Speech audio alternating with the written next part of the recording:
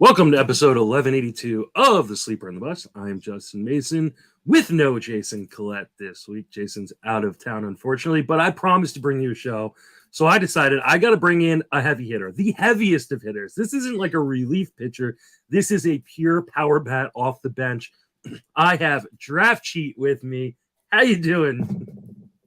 I'm good, man. Happy to join the show. An avid listener of Sleeper and the Bust for years. I think this is my first appearance. I know you and I did a pod like a few years ago. I don't know if that was Sleeper and the Bust or some or different. I think that was your pod. I think that's what it was. It Yeah. was like a 2.5, 3 hour pod. It was fantastic. Actually. Yeah, talking ball. So yeah, happy to be on talking some Sunday night news, notes, DFS, all that other good stuff. And we're tilting a little on the, before we hit the record button. We got fab results in the last hour or so, and I didn't quite get who I wanted on the teams that I needed. So a little bit tilted tonight. Yeah, I missed out on a couple of bids by a few bucks, and there's nothing worse than putting in like $100 bid on a guy and missing out by $3 or $4. With I'm no Vlad Sedler. I am not a fab whisperer or a fab wizard or have gut other than just excessive eating kind of gut. So I'm a little bummed. Missed out on a bunch of Liam Hendricks. Definitely was not going anywhere close to the Royce Lewis bids. But Reed Detmers got dropped in one of my 15-team leagues. And I was like, okay, here we go, and missed out by $3. It's just a brutal way to lose bids. I've got an OC that's in like 200th overall. Really, really good team. I think it's got like a top 10 overall offense. Had a strategy going into the year of just like streaming all the starting pitchers. While it didn't actually work out. Like April run environment was kind of the same as May, but the idea was, while offenses are down during the cold weather, pile up the innings, wins, strikeouts, that all worked. It's like first in wins, way up there in strikeouts, but it's got like 5 total saves, and it had Liam Hendricks and Justin Lawrence available this week. And unfortunately, I've been overspending my fab, so I was down at $205, lost Hendricks. I was runner-up with 77. Someone got it for 93. And then lost Lawrence 27-24. So missed out on the 2 guys that I really needed, which was frustrating. But hey, you move on. Yeah. Are you typically more aggressive in fab? Because I've been trying to preach the don't be too aggressive, and I haven't. I haven't even listened to my own advice.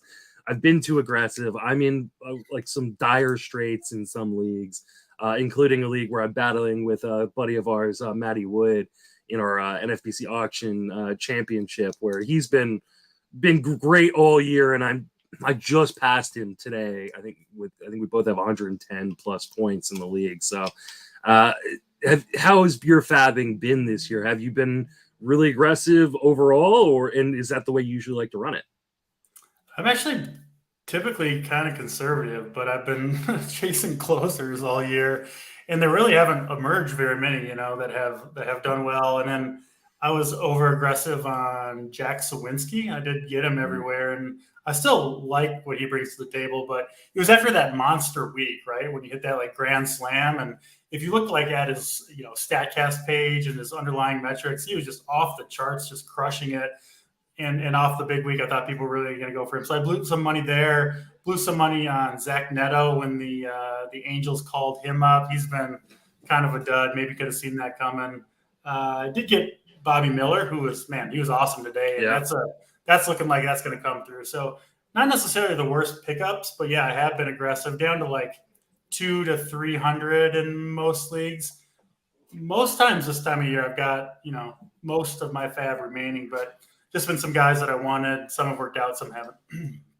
Yeah, it's a tough business, Pat, especially if you're not playing with Vickery. I wish NFBC played with Vickery. That would make things. There's nothing worse than I was helping my wife with her fab in TGFBI today, and she put $403 on Liam Hendricks because she had a crap ton left, and what she really needs is saves. Like getting Liam Hendricks will bust her. Could potentially bust her up 8 or 9 spots. In the saves category, which, bust her up, from the middle of the pack to top of the pack. I think he's going to have a job now. It's not like officially hasn't gotten a save yet, and he looked a little shaky that first outing. But today was I believe it was his third outing for the big league club, and pitched in a 2-2 game in the ninth. 2-3-4 hitters, I think, for the Tigers, mowed him down with ease. Yeah, I'd be pretty surprised if the White Sox didn't just put him back in the normal closer role at this point. Yeah, I think he's for sure the guy. But she got him for $403, but like the second highest bid was 170, and I was like, ooh, sorry about that. Is what it is. I told her, sometimes you got to go get your guy, and that was an instance where I wish I would have bid a little bit more on Liam Hendricks tonight. Mm-hmm. Yeah, in the leagues where I needed him, I wish I had too. I think I only got him in TGFBI, and I don't have very much fab there left. But hopefully my league doesn't pay attention to fab down the stretch. Then maybe a little bit. We are not going to talk fab tonight because fab has already run, and it's not really helpful. So we're going to talk some DFS strategy because DraftKeep here is a DFS guy. Run Pure Sports is a fantastic website for DFS stuff. And then we're going to talk about some guys who are kind of swooning coming into June and whether or not we should be holding tight or cutting bait and varying levels of talent there. So some guys who probably are easier cuts than others. But let's first start with some news. Riley Greene expected to miss 6 to 8 weeks. He was playing really, really well. Are you holding on to Riley Greene in most formats? Yeah, I actually had him on 3 of my 5 online championships, which are my biggest leagues this year. Didn't play the main event. I cut him in all 3 leagues. So I was pretty high on him coming into the year. Was pretty excited to see him coming around. But, man, 6 to 8 weeks for a player who, he was coming around, but still, like the big league track record we have on him is not like a player that you're sure is going to produce when he comes back, especially after missing that amount of time. It's tough, I think, to come back and kind of pick up where you left off. I mean, we saw it last year with Riley Greene, right? He missed the first part of the year, came back kind of mid-season and never really got going. So you could see something like that. I also think the nature of the injury, a stress fracture, 6 to 8 weeks seems like a very tentative timeline. I assume that's kind of the minimum that he would miss. Seems like it could potentially be longer. Obviously not a good team environment. And honestly, especially I think I would have held on probably in 15s if I could, if I had, enough bench space, didn't have too many injuries on my team. But especially in online championships, you can stream that outfield, 5th outfield position fairly easily, right? Like I think close, if you're looking at the matchups and really grinding, probably get pretty close to the production that Riley Greene would have given you or will give you when he comes back. And it's just a long time to hold a guy where, I hear some people talk about like the strategy, if you're, I'll keep him and then I'll drop him if I have to, if my injury list, if my bench fills up with injuries or whatever it may be. But you're missing out on opportunities if you do that, right? Like that's a spot that you can churn, keep an extra starting pitcher you don't want to use that week. In my case, I need saves almost everywhere. Speculating on closers every week. That's a spot that I can churn looking for that. It's not, it's not just waiting for him to come back and what you might miss when he does come back. It's the opportunity cost of what you can put on your bench and what you might find on the wire while Greene would otherwise be sitting there taking up a spot. So, yeah, for me, I did end up cutting him everywhere, unfortunately. That's kind of been my MO and is almost always my MO in the NFBC leagues. Unless they're a real star player. I mean, I had Max Fried on my best OC. Cut him the week after he went down with the injury. It looks like now he might be back perhaps sooner than they expected, but I just don't like filling up my bench if I can avoid it with the IL spots, especially on these kind of 2-month plus injuries. I typically move on. Especially when 2 months is half of the season or maybe more. And we're at the point of the year where 2 months already gone by. There's only 4 months left. So 2 months missing half the remaining season. And that's if he comes back. We talk about it on this show all the time. Jason's a big proponent of this, is a suggested timeline is usually conservative. Is usually aggressive. And we want to be a little bit more conservative with what we believe. And I don't know that Riley Greene has the carrying tool Yeah. that makes him make up for that missed time once he comes back. It's not like he's a guy who in a full season would hit 40 home runs or steal 40 bases. And so when you're talking about 2 months remaining in the season, is he going to even do enough at any particular spot to really help you? And I just don't know that he does. It's not like he's going to come back and like save your team upon his return. You know what I mean? Like even when he comes back, like, you know, you're not gonna. It's not like some savior that you're gonna have that's just gonna automatically come in there and start producing immediately. So yeah, I'm with you there. And not to mention, like you said, like the opportunity cost is a big deal because you may not be super injured today with Riley Greene sitting on your bench, but you know, I wasn't injured at all in my main event, and then all of a sudden Monday comes around last week, and I lose Lars Nootbaar, TJ Friedel, and Cedric Mullins, and I'm running with a 0 in my roster the rest of the week because I don't have the spots on my bench. So, you know, that can happen while you've got a guy on your bench, and you just don't want to put yourself in that position. So I'm cutting and moving on as well. What about Nestor Cortes? He went on the IL today with a shoulder issue. Shoulder issues are always really concerning.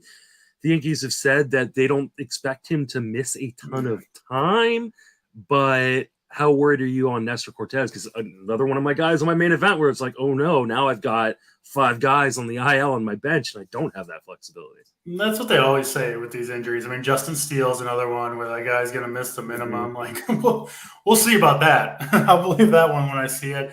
I mean, Cortes kind of the same thing. I never really bought into what Cortes was doing, especially last year. Like, it kind of seemed like a magical season for him, right? Where everything came together. I mean, all the fly balls that he was giving up, they just weren't leaving the yard. And then all of a sudden they were. The stuff for him, if you look at, the stuff plus modeling, that kind of thing for Nestor Cortes, pretty underwhelming. And in the poor results this year, I don't know. I don't have any Nestor Cortes. So, I haven't been following him especially closely, but I'm not super optimistic, even if he comes back healthy, about his ability to turn it around.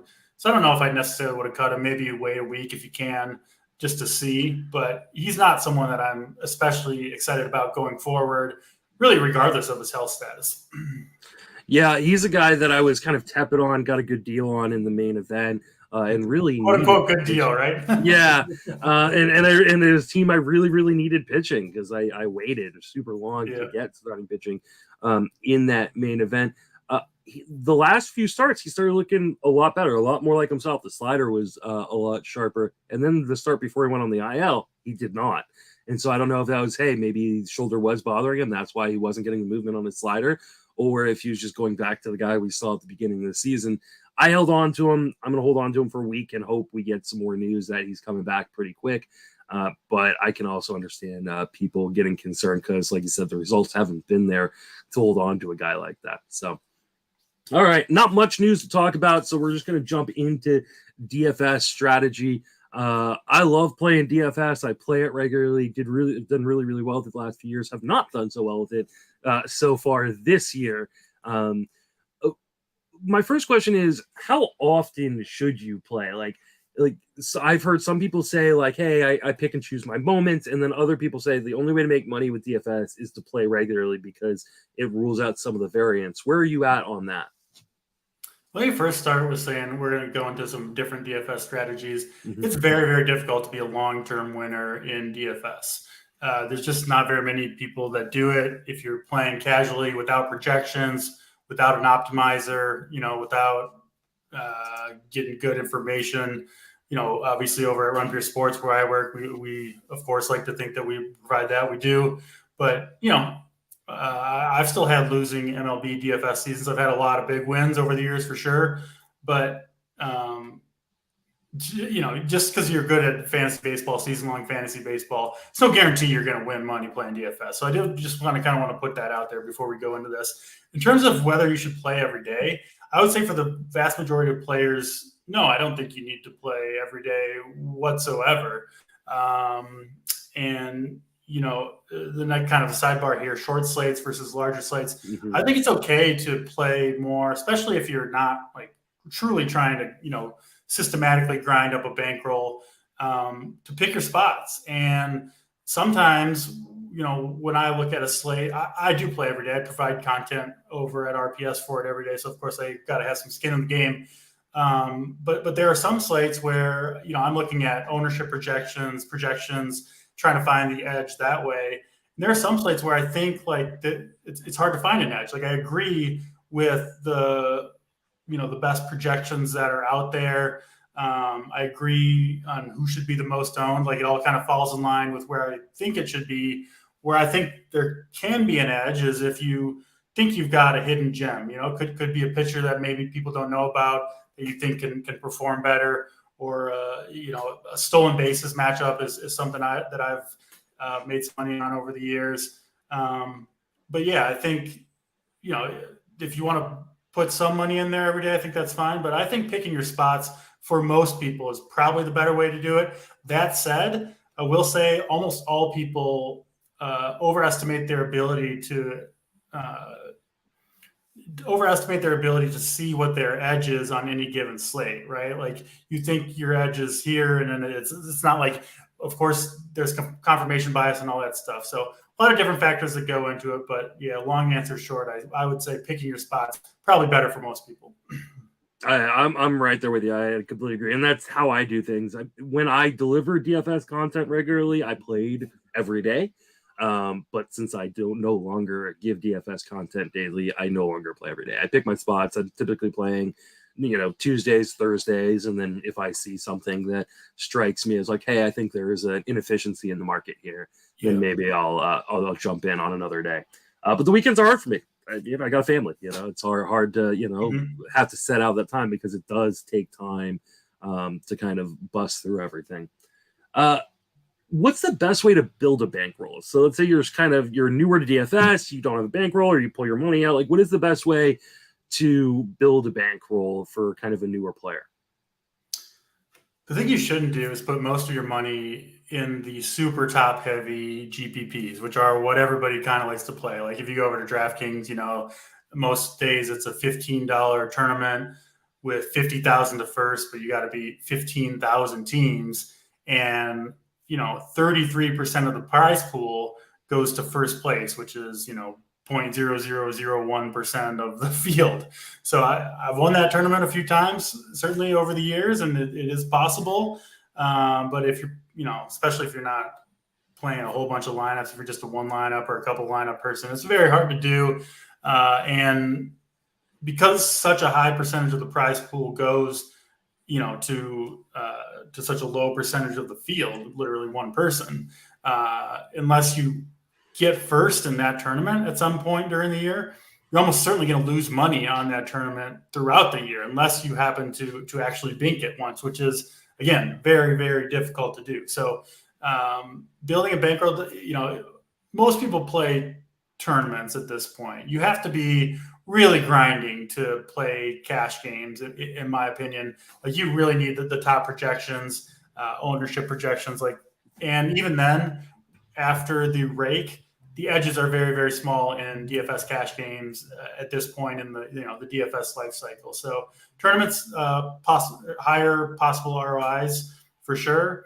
And then I would recommend the single entry stuff, the 3 max, and one thing that most people should do that I think a lot of people don't do is, people play one lineup and maybe play it in 5 different contests, right? What you should really do to lessen your variance at least a little bit is play 5 different lineups, say in the $4 20 max, something like that, where you do certainly lessen the variance by not putting all your eggs in one basket, so to speak. So building a bankroll is tough. Like I said, it's tough to be a long-term winner in DFS. There's no question about it. So kind of by the very nature of building a bankroll, you have to be a winning player before you can build a bankroll in the first place, right? But that's the best way to do it. Try to find where your edge might be. There is sometimes overlay in tournaments, where it doesn't fill up, so you get lower rake. I know if you use Google Chrome, you can go. Roto Grinders has a extension that puts in, the percentage of a tournament that's filled. The rake. DraftKings doesn't give you like the rake on any individual tournament. It does vary pretty significantly, and they'll give you that like right on your DraftKings screen. If you download that extension, which can kind of help you game select better. So there are certain things you can do to kind of, increase your edge a little bit, but certainly tough to grind it up. There's no question about it. I will say, obviously with, sports betting kind of spreading around the country, if you kind of view your DFS bankroll and your sports betting bankroll as one entity, there are a lot of really good bonuses out there that you can pick up some free money off the ground, frankly, if you're willing to invest a little bit. So that's kind of honestly the best way to get started. Take advantage of those bonuses, those free bets, and then maybe you can roll that into DFS if you're trying to, run up a general baseball gambling type bankroll. Man, I can't wait for California to legalize sports we'll betting. see with California, man. I don't know. I think it's going to get done, but I also think it's not going to be through DraftKings. It'll be through the Native American tribes. But we'll see if they keep fighting. So how do you approach your lineup construction? So when you sit down, are you a guy that's like, hey, I'm going to spend big on pitching, or am I going to spend big on certain positions and hitting? Am I going to skip out on certain things? And I mean, you can talk about kind of like cash versus GPP in that regard as well. Or do you is every slate different because every slate's going to have different inefficiencies? Yeah, every slate is completely different. So I think one mistake that a lot of people make with MLB DFS is they start with pitching, right? They think they got to get the pitching right.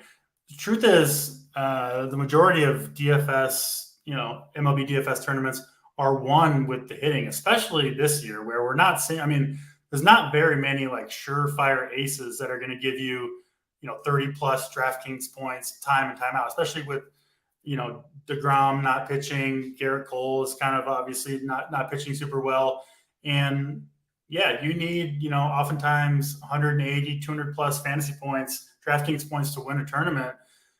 Even if your two stud pitchers go off, you're getting, usually at most 50 from them. So I think a mistake people definitely make is starting with pitching and then going from there. When in truth is the hitters, your stacks actually have more upside and kind of ultimately determine who wins more often than pitching. So I think one way you can get different, obviously, is to go cheaper at pitching. That's certainly kind of what I'm known for a little bit in the DFS industry, is picking off, lower owned, cheaper pitchers that come through, and then you can kind of afford the big bats, which can help you lead you to some big wins. So that's generally what I try to do. But like you said, it does certainly depend slate to slate. Like sometimes there's just no cheaper pitchers that are even, you just can't stomach playing them. And so you do got to pay up for, for what you perceive to be as sure things. Just today I played, mostly Eovaldi, Joe Ryan, and then Sandy Alcantara, because there just wasn't any cheap pitchers that I was really willing to play. So it really does depend on the slate. Lineup construction is also important. People that are kind of getting started, ownership projections are really key, where when you're trying to beat a big field, if 40%, 50% of the field has a pitcher, even if they throw a perfect game and strike out every batter and score 70 DraftKings points, doesn't really get you that much closer to finishing first out of 15,000 teams, because 50% of the people you still got 7,500 people to beat. So there is a certain advantage to fading the chalk if you can get it right. It's obviously a tricky thing to do. It's not always a proper thing to do, but all things considered, you certainly want the lower owned player if you think that they've got, a similar chance of delivering value on their salary. So, tons more that goes into it too, but yeah, I guess that's kind of the 5,000 foot view there. Nice. And I kind of subscribe to the same kind of theory that a lot of times where I'm kind of skipping out is on the pitcher, is because it's where you can bank the most amount of money and spread it around your offense. Often, if you're able to get a $6,000 pitcher into your lineup, it leaves you a hell of a lot more money to kind of spread around that offense and potentially hit big. What are some of the best tools that you like to use? You mentioned some. You also have some at your site, so make sure you talk about those because you guys do great work over there. Yeah, so over at Run Pure Sports, if subscribers, we do have like core plays from all our coordinators. We do up to lock shows where we kind of discuss obviously all the lineups, any breaking news, break down all the games, all that good stuff. We do have our own projections as well over at Run Pure Sports, which are really solid. I will say Gerrit Cole's the Bat X is kind of the industry standard for DFS projections. So that's certainly a tool that you could use. And then optimizers. So we have a partnership with a company called SaberSim. And so they have their projections. You can upload your own if you want to, or change anything around. They also give you their projected ownership on each individual player. You can put in how much exposure you want if you're playing multiple lineups, and then get them to click the players you want to play or the stacks that you want to play. You can even click, what kind of stacks you want to play. 5-3, which is 5 hitters from one team, 3 from another. 5-2-1, which is, of course, 5 hitters from one team, 2 from another. 4-4, 4 hitters from one team, 4 from another. And it'll spit out lineups for you that you can then kind of go through and just look at, right? And X out and say, oh, this one looks good. Change the projection. So I spend obviously a good amount of time each day in there kind of tweaking things. And then they run SaberSim, so obviously Saber Simulation, short for that. And they know kind of the historical data of what kind of lineups, what kind of lineup combinations have typically come out on top in different, size field tournaments, that sort of thing. They want to make sure you don't have too high of a cumulative ownership across your lineup, all that stuff. So yeah, I think projections, ownership projections, and then getting yourself access to an optimizer. There's a lot of them out there, but yeah, SaberSim is my personal favorite. Is a pretty good starting point if you do want to take it seriously. There you go. Let's talk about some guys who are swooning during or entering the month of June. So not a June swoon yet, but these are like some of the guys that you might be dropping or thinking about dropping, or shoot, I've seen some of these guys on my waiver wire. Put in a bid on Michael Harris, who we're going to talk about here in a minute, and I'll explain why I didn't put a very big bid on him. Let's start off with Jorge Mateo, who has a negative WRC plus since the beginning, or in the last 30 days, negative 10. This is a guy who was on fire. I mean, just carrying teams to the top of the standings in the first month of the season, and has been absolutely atrocious ever since. You holding on to Jorge Mateo? Do you think he turns it around at any point?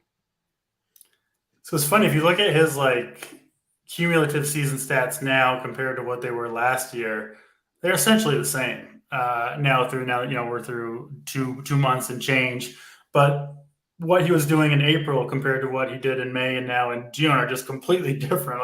I couldn't believe when like you said, a negative 10 WRC plus. I don't know how it's possible to go negative on some of these. Like when someone has like a negative XFIP, it's like, how can you be giving up negative runs when you're pitching? It doesn't make a ton of sense. But regardless, lets you know just how bad he's been. Listen, 2021, he had an 83 WRC plus. Last year he was 82, and then this year he's at 77. So most of the strikeouts, walks, ISO, all those things look pretty close to what they did in the last 2 years.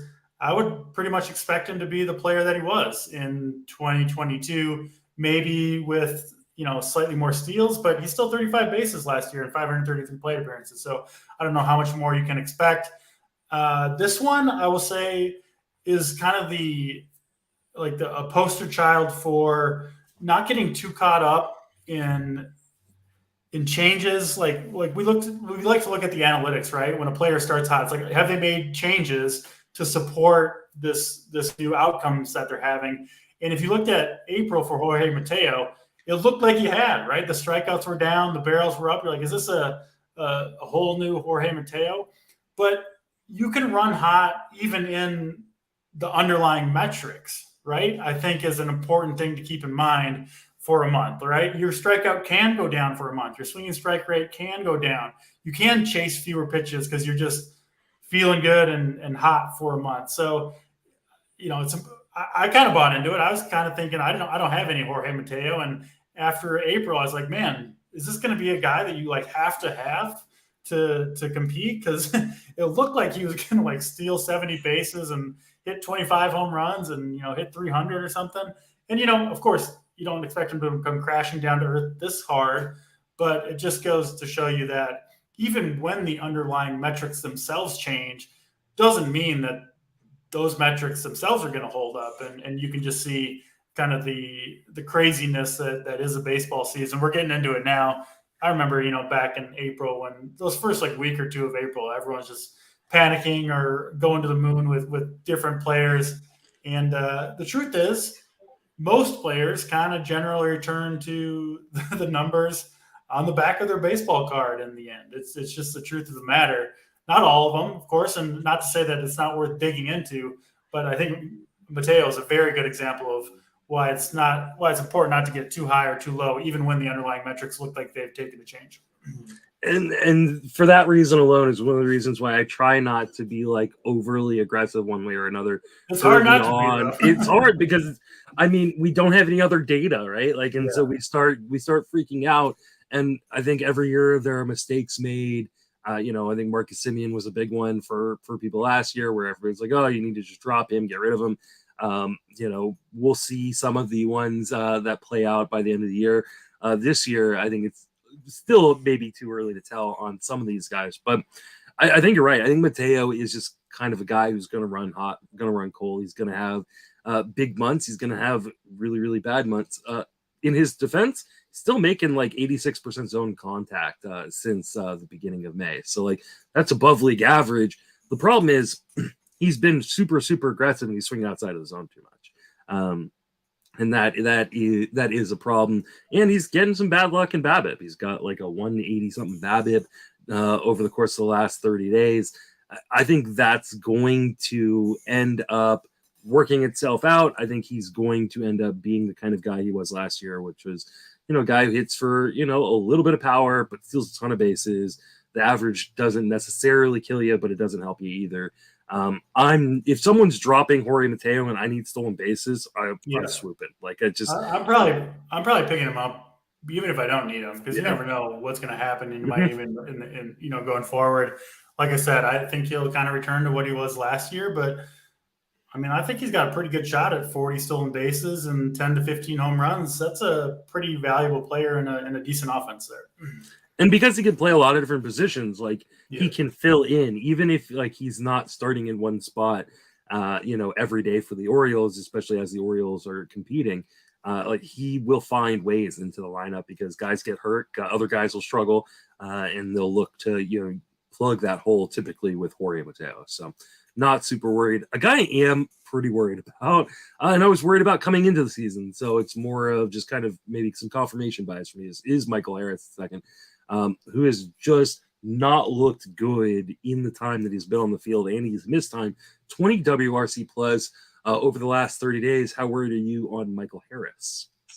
Yeah, this is one of my highest owned players. So I've been feeling the Michael Harris pain this year. I know. I think you and Paul were both off of him. I know a lot of other friends that I chat with about fantasy were kind of out on Michael Harris, and I was telling everybody how stupid they were to be fading Michael Harris this year. And it's so far been me who's eating that one.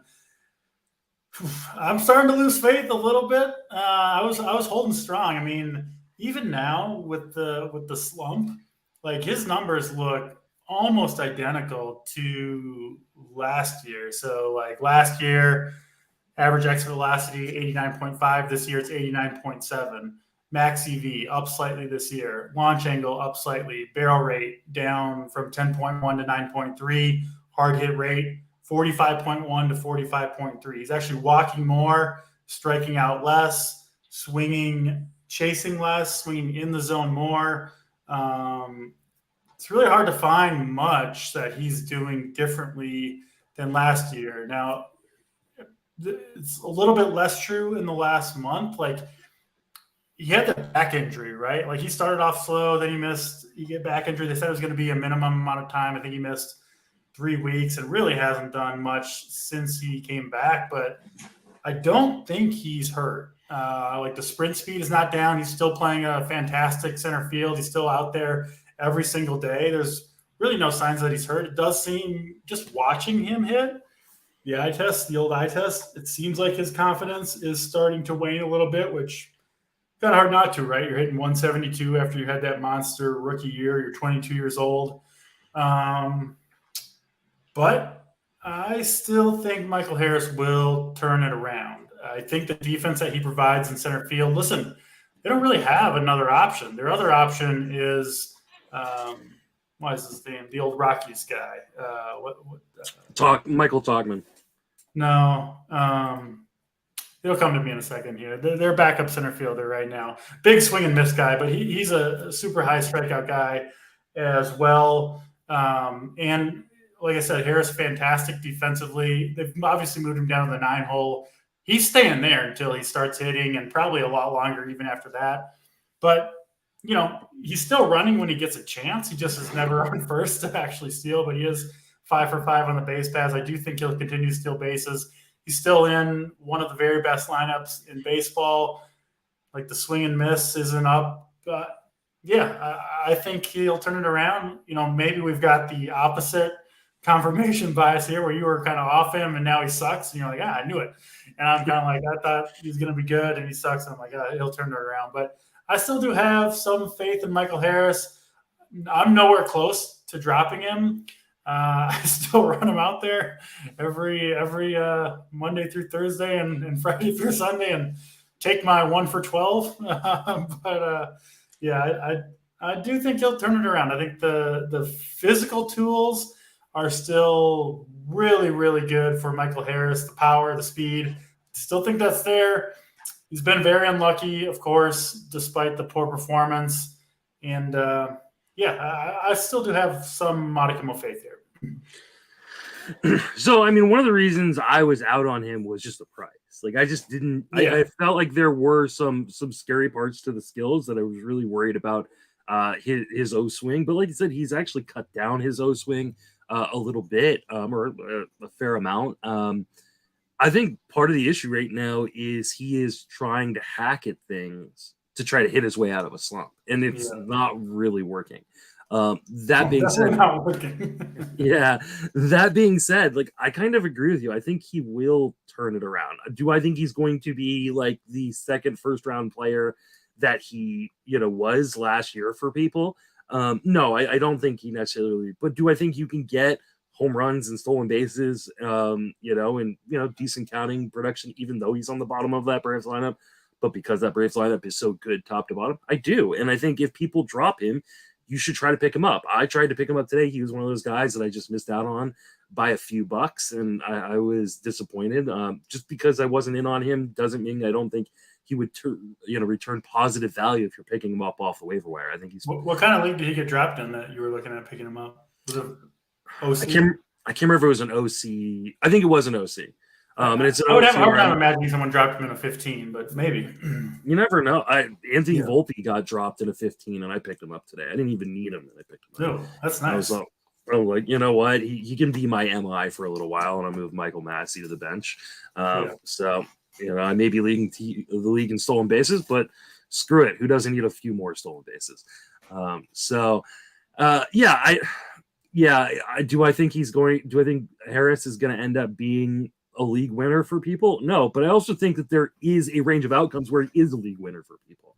And so, if he gets dropped in your league, I'm picking him up. And if I've been holding on to him, I'm continuing to hold on to him because, like you said, that fantastic defense in center field means something.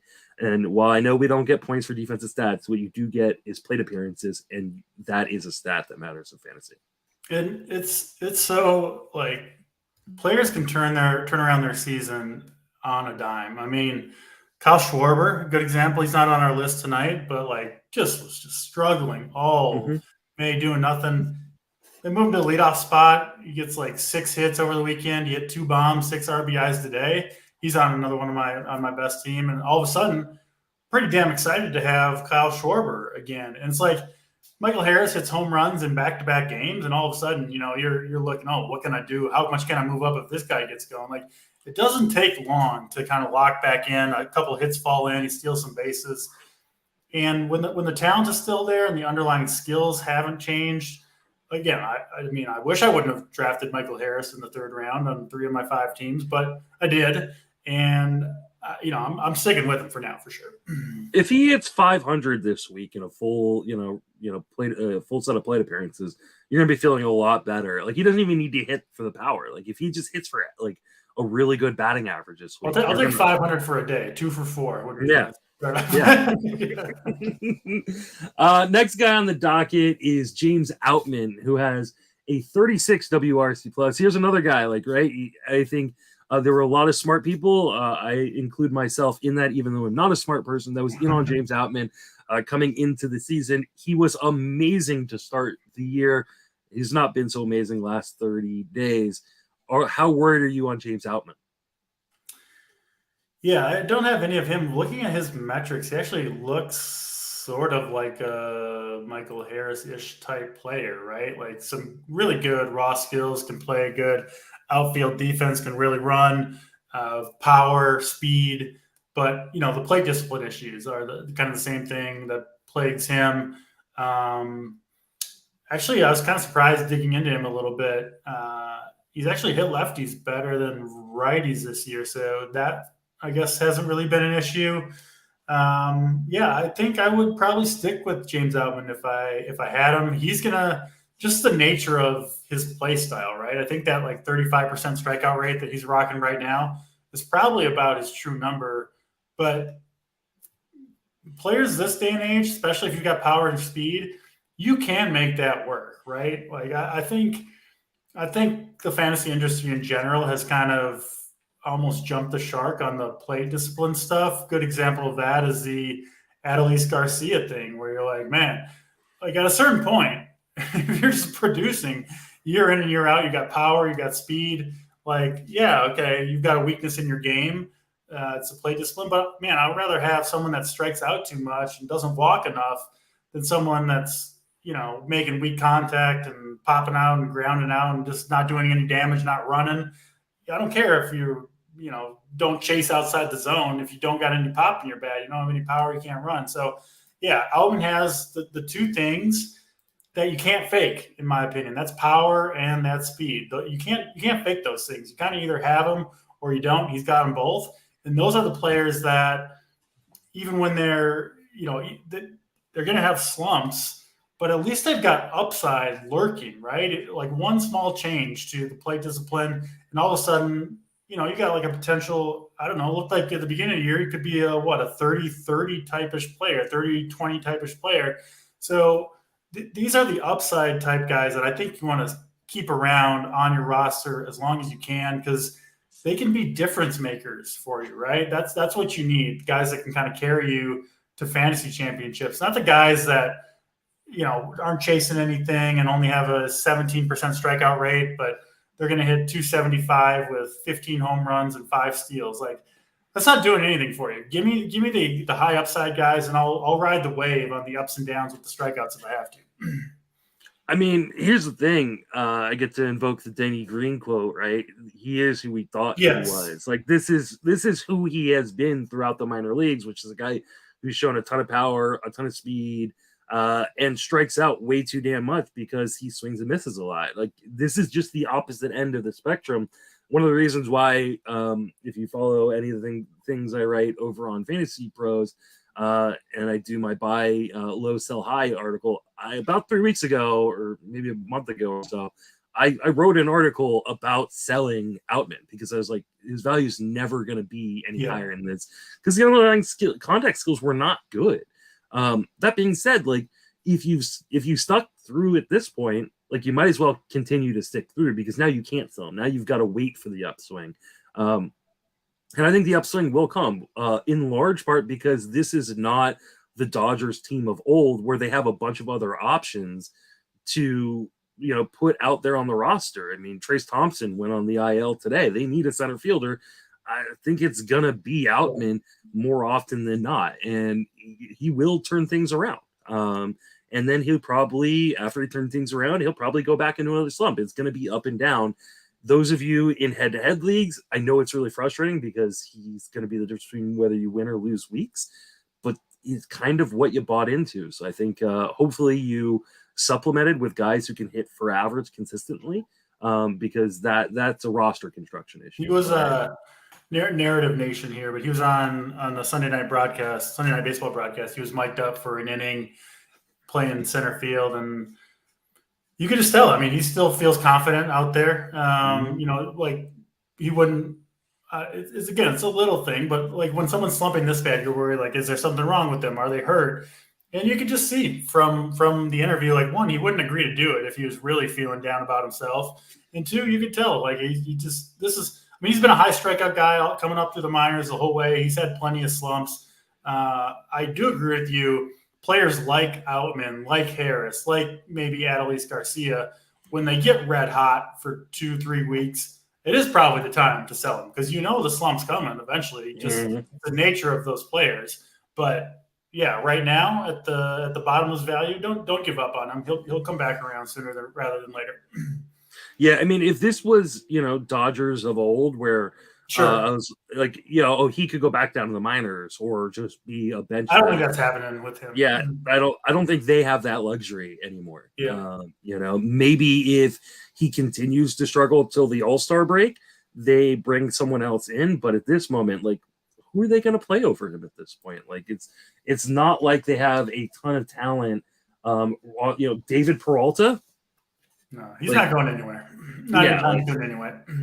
So, Willson Contreras, another guy who is struggling pretty heavily right now, 53 WRC plus over the last 30 days.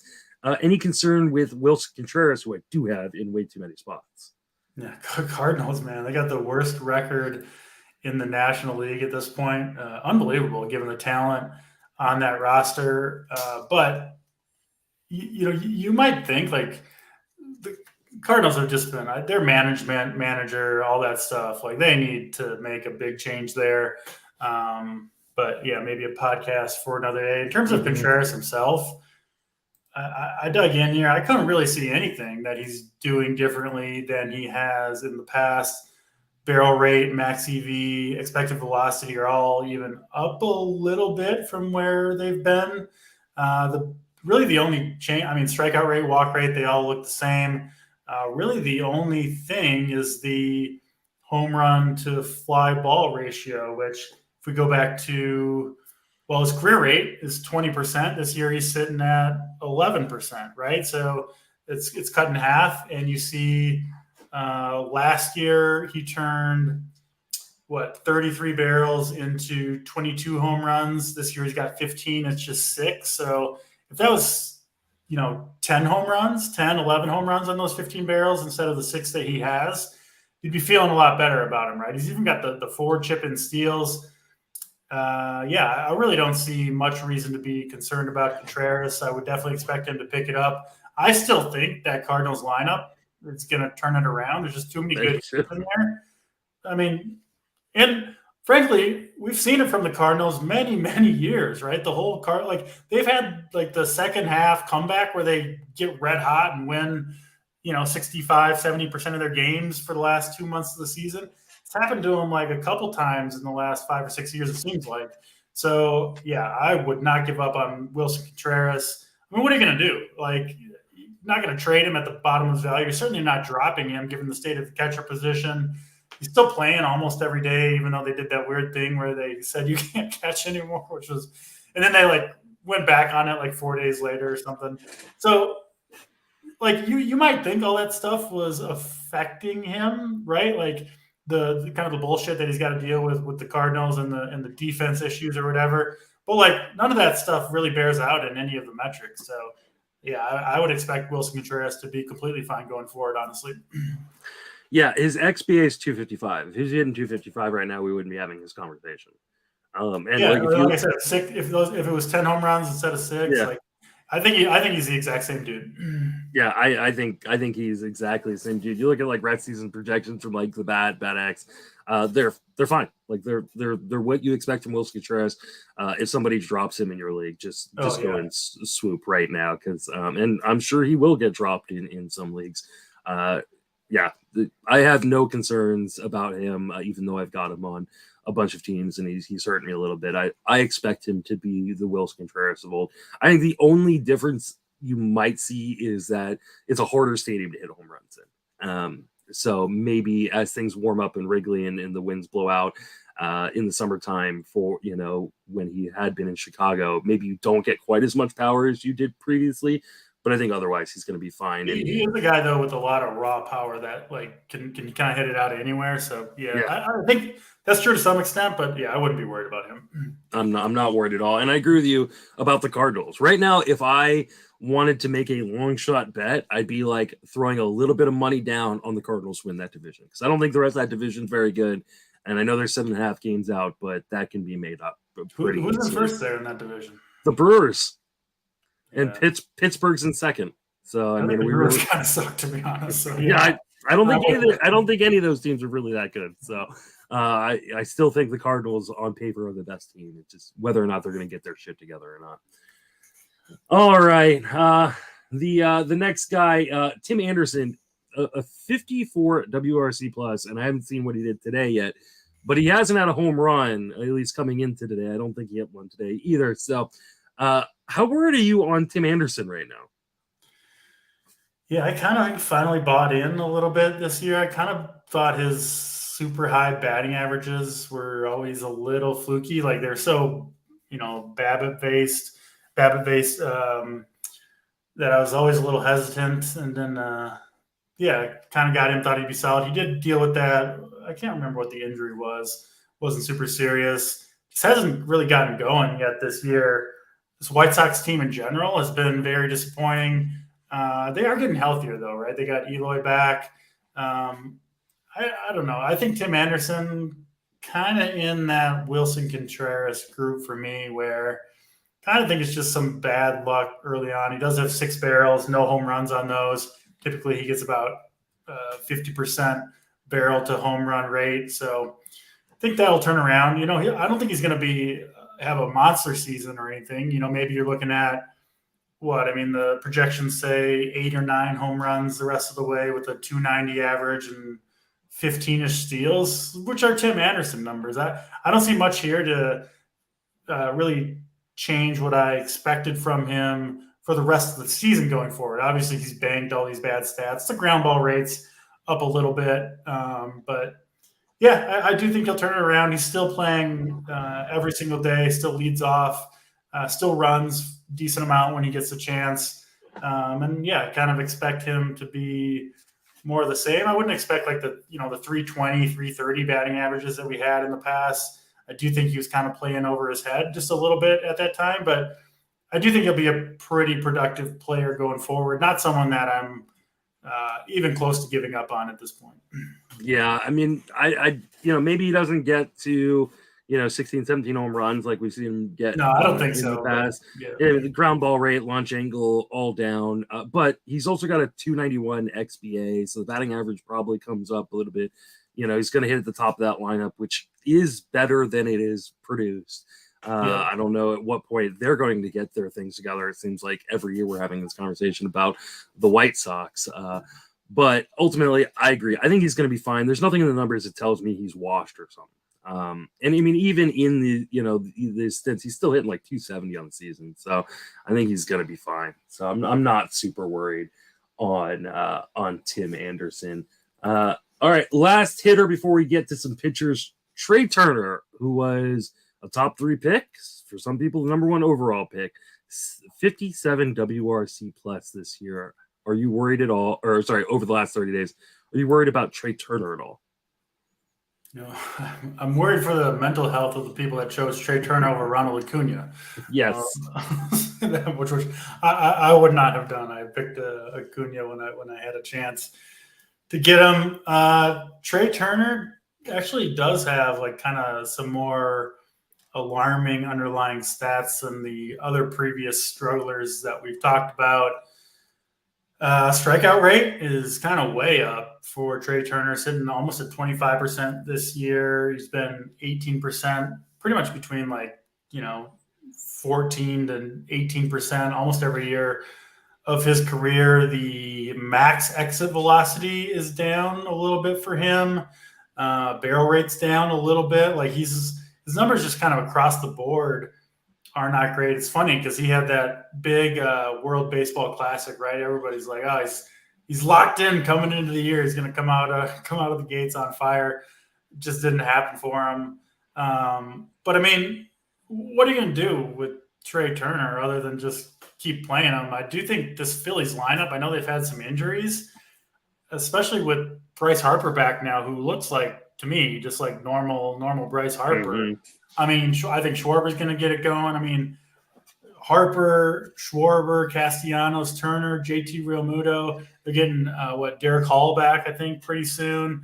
I still think it's a very, very, very dangerous lineup that, Turner, whether he's hitting fifth or first, yeah, maybe they're going to move him around, try to figure things out a little bit. He'll probably have a pretty solid year when it's all said and done. Now, he's not going to catch Ronald Acuna anytime soon, and it's going to be kind of hard to make up that difference, honestly. But what can you do? It's you can't cry over the spilt milk. So you got Trea Turner. Just keep running him out there. I wouldn't sell low on him at this point. I know the stolen bases haven't quite been there, but that's kind of what happens when you're just not getting on base very much. He's still 8 for 8 on the base pass. It's going to heat up in Philadelphia. I think that offense gets it going. And I bet Trea Turner will be a big part of it. So it's kind of my take on general in those Phillies. Schwarber, Turner, JT Realmuto using off to a little bit of a slow start. I think that whole offense will get it going and kind of get it going as a group. Kind of the same take, we had with Contreras and the Cardinals and Tim Anderson and the White Sox a little bit. Hitting can be contagious at times, and I think Trea Turner may be somewhat of a victim of pressing too much. But he's one where, like we talked about with Jorge Mateo, even though the underlying metrics with Turner do look worse than they have in the past, there's no reason to think that he's declined physically, right? He's still like 99 percentile sprint speed. I still think the power, the raw power is going to be there. So I wouldn't really be worried about him. Certainly frustrating and hard to kind of overcome him, taking him as a top 3 pick, given the production that you've got so far. But going forward, I'd expect him to be pretty much the same player he's been in the past. Yeah, I'm right there with you. I honestly think he is pressing. I think he, and you look at like the infield fly ball rate is up a lot. The fly ball rate in general is up. The launch angle's up. I think he's trying to power things out. I think he's trying to swing his way out of things. It's not working real well. I think someone needs to set him aside and be like, hey, just go up there and be you. Get on base, make contact. And the other stuff is going to come. I think this is also a reason why, Rick and Glenn, Colton Wolfman, don't like guys in that first big year of a first big contract, right? It's because they tend to have this pressure that sometimes they can't live up to. I don't know that I always buy that argument, and I drafted Turner on a couple teams, so I'm obviously hurting from this one, but I think he's going to be fine. I'm not worried about it. Like you said, the Phillies offense is really good, and it's starting to come together, I think, for them. So, and I think Turner's going to be a huge beneficiary of that. So, maybe once everybody else starts hitting, the pressure comes off of him a little bit to try to do everything on his own, and he doesn't press so much, because I do think he maybe just needs like a day or two off to get his head straight and kind of, rework things. But he's been talking about, I'd be booing me too. And he's been really kind of frank about it, which I think he'll be fine. He's such a good player. He's certainly pressing, but again, 1 or 2 good games, right? And team's going off, and all of a sudden your mindset changes and you're off to the races. It's a very, very long season. He gets hot for a month. I mean, look what happened to Juan Soto. I got him, and I was worried after a month, and now what do you lead? All baseball and OPS are close to it in the month of May. It can turn around in a hurry in this game. Yeah, I mean, I think Juan Soto is a great example. I mean, even, Paul and I have talked about it a few times on the podcast. The amount of people are asking me after the first week of the season whether they should drop Max Muncy or not. Just, there's still a long ways to go And this is also why you don't give up on your teams in June, right? There's still plenty of time for you to work your way back up the standings if you've had a rough start to the season. All right, talking some pitching. Lance Lynn has been the bane of my existence all season long. I was huge on Lance Lynn coming in. He has murdered me left and right. 5.97 ERA over the last 30 days. Is there any hope for me with Lance Lynn? This one, I don't know. I don't know what to say really about Lance Lynn. I've been fading him and Alec Manoah all season in DFS and recommending people do so. I personally think there's kind of something to the pitch clock and the issues with. Listen, I mean, I'm not in perfect shape myself, but like, can't help you as a player to be carrying around like 50 pounds extra that you just don't need. And now, you know, they got the pitch clock. You got to kind of hurry it up. You see the left on base rate, which is normally something you would expect to normalize, by far the lowest of Lance Lynn's career. But that's when the pitch clock really comes into play, right? When it kind of, you can't take a minute to stomp around the mound and catch your breath. You got to just keep on going. And so he's seen, right, a career 75% left on base percentage is down to a career low 62% this year. That could be fluky, or there could be something to it. Alec Manoah dealing with the same thing. I kind of lump those two guys in the same bucket, and, you know, very possible I'm reading too much into it, but man, he has been bad. I would certainly not expect him to be this bad going forward. But like you said, like, he'll be cruising along, you know, just give up like 4, 5, 6 runs in one inning. And just can't get out of it. It all snowballs on him. And it just seems to happen seems like every single start almost. But he has had like when it never happens, right? When nobody gets on base at all and he cruises to a dominant start. So, man, there could be something to that. But I do have him in one of my OCs. I considered cutting him today. Held on for one more week of pain, but kind of getting close with Lance Lynn, I'll be honest.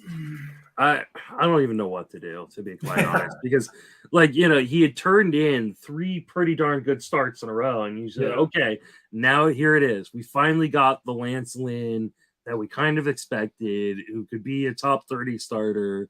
And maybe this is just, you know, starting off slow like he did, you know, when he came back from the injury last year. And then he just, I mean, yes, it was the Angels, and the Angels offense, especially the top half of that offense, is pretty good, but man, it is so effing frustrating for him to give up 4 2-run home runs, because that's all 8 runs were, or sorry, it was 3 2-run home runs, and then he gave up 2 other runs. But still, like, it was brutal to watch. I wish I'd been recording, because at least you guys would have gotten some entertainment while I watched my teams get destroyed left and right. I kind of agree with you in terms of, I do think the pitch clock has something to this. I know other people, and people who like Nick Pollock, who are smarter than me, have said that he doesn't buy that it's a pitch clock issue. It's just a pitch execution. I think it's harder to execute when you're tired. And, you know, I mean, well, I mean, that's kind of what I'm saying is he can't execute because of the pitch clock. So what came first, the chicken or the egg, right? I mean, So, I mean, I don't know if I think we're going to be seeing these kind of ups and downs from him the rest of the way. Do I think it's going to be this bad? No, I don't think it's going to be this bad. Maybe the slumps, the bad outings won't be quite as bad. Because, I mean, the White Sox just left him in there. Just left him in there to hang. Like, you know, you would hope that they would go, okay, after his second 2-run home run, you know, 1 to Ohtani, 1 to Trout, like they would have gotten him out of there. So it didn't turn into an 8-run outing, but, you know, they didn't. So, yeah, I think things will be better. I don't know that they're going to be that much better, though. And I can't understand, especially those of you playing 10 and 12 team leagues, just dropping and moving on. Because, like, this week he goes up against the Yankees. I'm not starting him. Like, I think I'd rather throw a middle reliever in there, even in my 15 team leagues. So, but I prepare for the Lance Lynn gym then. And of course it's going to happen because it's his teammate Michael Kopech has been doing that to me all effing season. So my favorite fantasy baseball podcast of all time, by the way. You and Spore early on in the year, you both I think had Kopech on your teams. It was his first start of the year, I believe. Yeah, and just so happened to be. What do you give up, like 5 home runs in an inning or something crazy like that? It was unreal. Yeah, I'm going to submit that for podcast of the year. It was obviously like the next day that I listened to it. So I had watched the Kopech start, so I knew exactly what was going to happen. And like to see how tilted you guys were after the first home run that he gave up and knowing that there's like 3 or 4 more coming, it was just like, oh man, this is going to get good. It was awesome. Yeah, sometimes I think it's probably better that I don't leave games on while I'm recording, but I think there is some entertainment value to watching me like cry live on the air. So, yeah. What about you, Darvish? 5.74 ERA over the last 30 days. Is this just typical you? Darvish is kind of struggling, but he'll turn it back around, or are you worried about Darvish at all? Yeah, threw a gem yesterday, right? Yeah, he did. I think 7 shutout innings, struck out 9 Cubs. Yeah, even prior to that, I won't really be worried about you, Darvish. We've seen him kind of like he's such a hard guy to analyze, right? Because he's got like 6 different pitches that he throws so often. He's constantly tinkering with the pitch mix, a percentage amount of time that he throws each pitch type. But he always is pretty good year end, right? Like he always kind of figures it out. He gets the strikeouts. He's been pretty healthy over the last 4 years.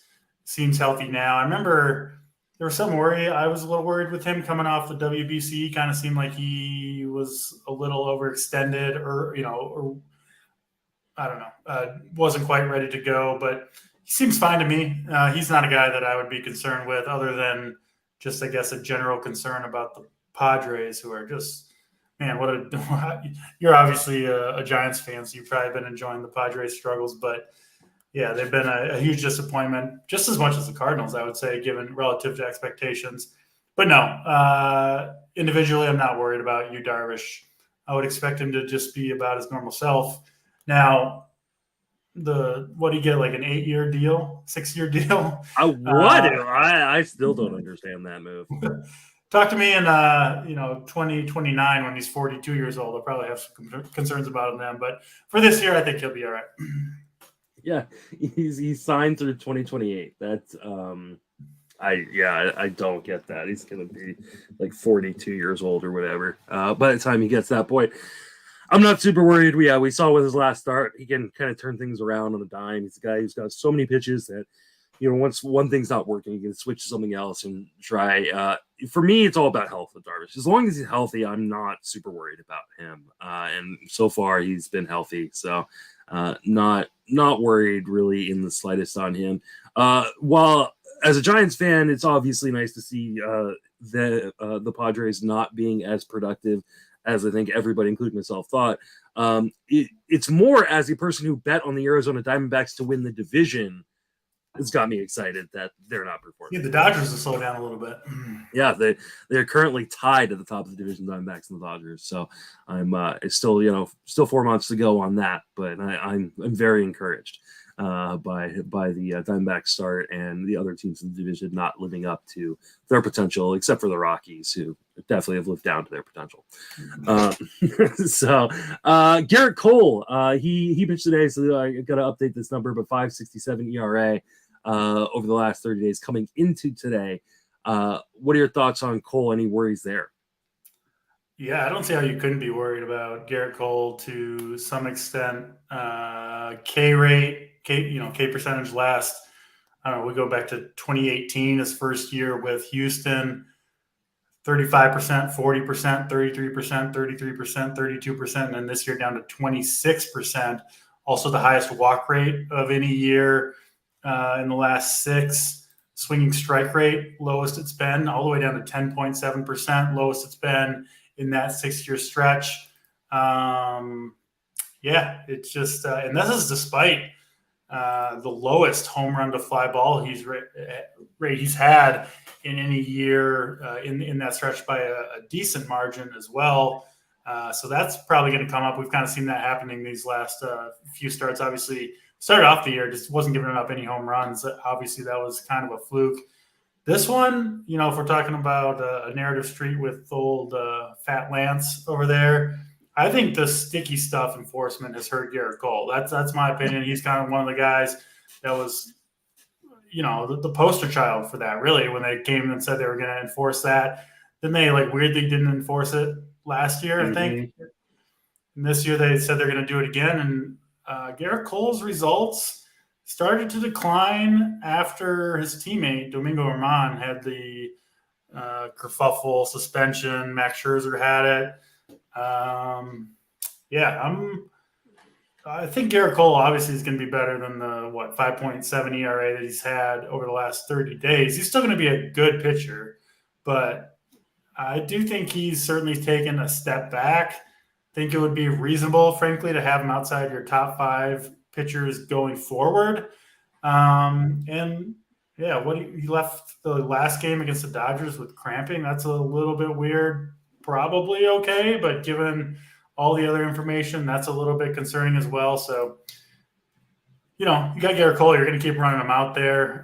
But he might be one, unlike most of these guys that we've talked about, I might be willing to sell, quote unquote, sell low on Gerrit Cole in a trading league. Because I still think, I still see lists, podcasts that have Gerrit Cole in their top 3 pitchers.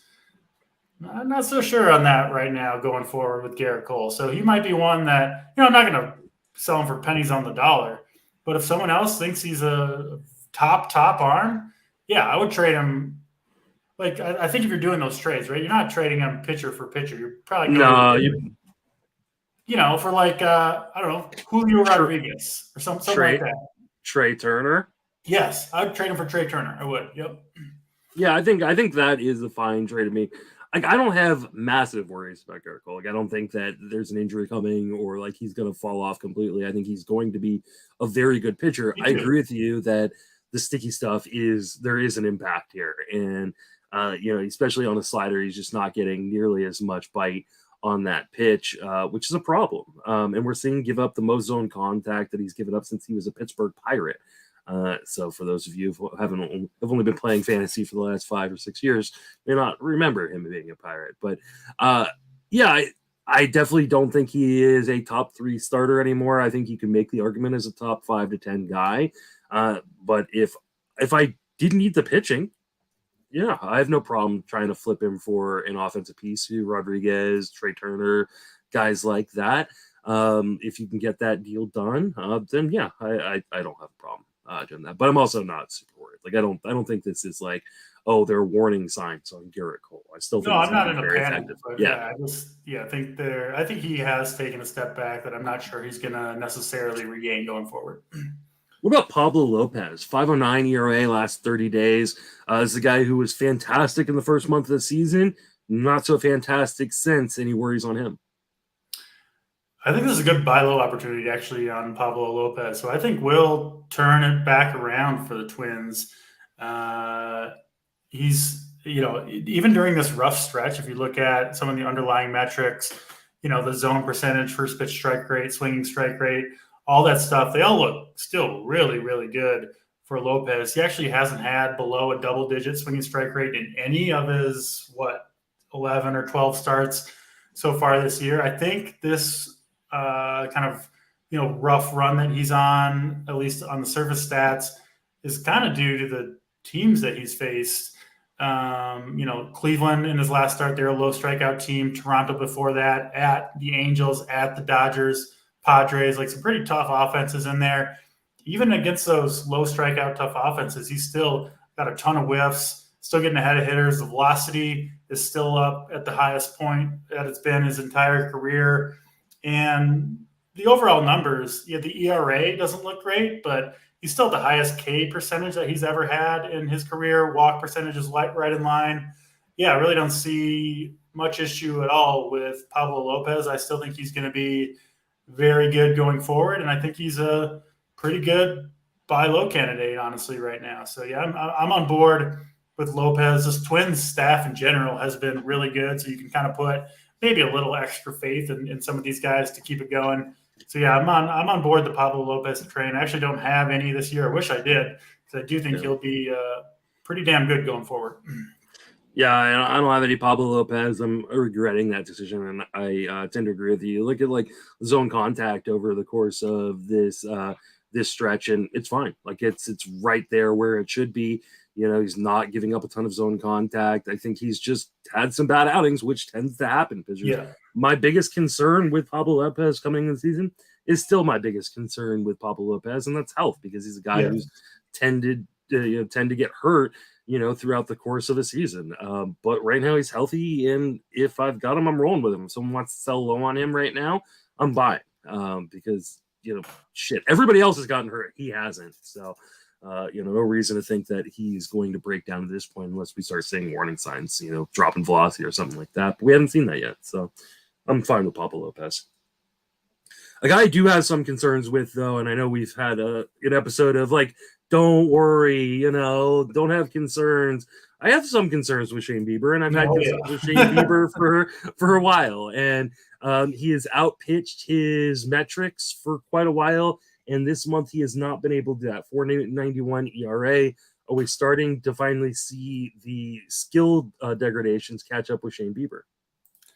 Sure looks like it. Like you said, he's always been a guy who's kind of been better than his metrics and stuff would indicate, right? He's never had the great fastball that he's been able to throw by people. He's kind of gotten by with the slider that's bailed him out. But with the continuing decline in velocity, I mean, it's mostly the same as it was last year, if you want to kind of hang onto that, when he was still very, very good. But it's down like 3 miles per hour from 2020 when he was at his peak, I think. And you just wonder, like, how much more can it go down? How much longer can you really survive like this? We've seen this from other pitchers, right? Like, not calling for like the Madison Bumgarner type drop off, but this is kind of what happened to him a little bit, where he starts to lose a mile or 2 miles per hour, 3 miles per hour on the fastball. And eventually it catches up to you, and you just can't get away with it anymore. And we're kind of seeing that, at least so far, with opposite-handed hitters. Lefties are just absolutely murdering Shane Bieber this year, hitting ropes all over the place. I'm oftentimes, to bring it back to DFS, taking lefty power hitters against him, giving up a ton of hard contact. That's always been an issue for him, but has been especially true this year. He's not a pitcher that I think is affected by the new rules or the pitch clock or anything like that. I just think it's declining stuff. And, you can only have it go down so far before things start to catch up to you. And I'll say this too with Shane Bieber. Cleveland in general, I think they've had the coldest average temperature in all their games. So he's pitched in some pretty pitcher-friendly weather where the ball hasn't really been flying. Like, you see the Cleveland offense has almost no power in it. That's going to turn around a little bit for them, given the temperatures that once it warms up in Cleveland, which turns into somewhat of a hitter's park, especially for lefties in the summer. Think could almost get worse for Shane Bieber, and that 4.9 ERA that he's had over the last 30 days, I don't think that's that far off from what it will be going forward from this point. So, yeah, I don't have any Shane Bieber. I'm glad I don't. He'd probably be another guy I'd sell low on. Like, right now, his metrics are, if you're just looking at the surface stats, 3.7 ERA, not bad. He's obviously still a big name. He might be one I would cut bait on if I could get a reasonable return for him. He's one I wrote up 3 weeks ago or something like that for my sell high article, and I got quite a bit of pushback. And I'm feeling like taking a victory lap. I'm not going to yet, but I'm feeling like I should. Lap away. Lap away. We need more victory laps. We need more shit talk. We need all that good stuff. But yeah, I just, the skills are degrading. He's giving up over 90% zone contact. Like, you just can't do that, and expect things to continue to go well consistently. And I think that's what we're starting to see, because the defense can't bail him out over and over and over again. You use Madison Bumgarner's comp. I think the better comp is Kyle Hendricks, and what we saw, a guy who didn't have overpowering stuff, but was just so good with command and control. Once he started to lose some of that command and control, things went bad in a hurry. I'm really afraid about Shane Bieber in that regard. I know some people are going to say I'm alarmist and that I've always hated him. And so, of course, now I'm just, trying to stomp on the grave. But I do have serious concerns. And like you said, I have no problem selling him for like 75 cents on the dollar right now if I can get that, because I think he still would give you back a pretty good hitter return. Especially from a pitching. If Dr. Dave gives you shit about your Shane Bieber take, send him my way, Justin. I will. I absolutely will. I'll be talking to Dave tomorrow on the Friends of Fantasy Benefits podcast. So we'll maybe. I know he's a Shane Bieber and Guardians guy, obviously. Yeah, maybe I'll have to throw Bieber on the rundown for tomorrow to talk to Dave about that one. Let's finish out with Sandy Alcantara, who has been struggling. Kind of off and on this year, a 4.76 ERA over the last 30 days. That doesn't include today's start. Where are you at on Sandy Alcantara? Any worries there? You said you had him in your lineup today. Yeah, I'm not worried about Alcantara. I've been on this train all year to the frustration of some of the subscribers, frankly, over at Run Pure Sports, because he really hasn't been getting the job done. But I can't really find much to show that he's any different of a pitcher than last year. Now, if you want to, obviously Alcantara pitcher, Michael Harris a hitter, but if you thought that he kind of ran super hot last year and was going to kind of have natural regression anyway, I guess that could be a take that you could have on Alcantara. But like even just watching his start today, he absolutely dominated the A's for, I think he pitched 7 innings, maybe just 6. He had 1 inning where like a couple infield hits, like a full count walk that could have been easily been a strikeout. I think he had a bunt hit, a bloop, and he gave up like 5 runs in that inning, some bad defense. And like I don't have the metrics on the start, but like if you look at the advanced metrics for that start, like they're gonna show like a 1.0 xFIP or Sierra, whatever metric you want to use, like 197 xFIP in the start. Yeah, exactly. Like I watched the whole start. He looked awesome. He was shoving all start long, except for just it snowballed on him on that 1 inning. I know I said Lance Lynn. I was worried that the left on base percentage for him was a product of maybe him not executing with guys on base. For Alcantara, it was left on base percentage last year was at 79%. It's down to 61%. Career rate at 73%. I'm not worried at all really about him being negatively affected by that. I know that like the shift, not being able to shift for a ground ball pitcher, yes, maybe that has some effect, a small effect, I think, on him, but this isn't a guy I'm concerned about. I honestly think Alcantara will turn it around. I'd be happy to take him off someone's hands. I would rather have him than Gerrit Cole. I'll say that. I would make that trade straight up. I would take Alcantara over Gerrit Cole the rest of the season. No worries really for me on Alcantara.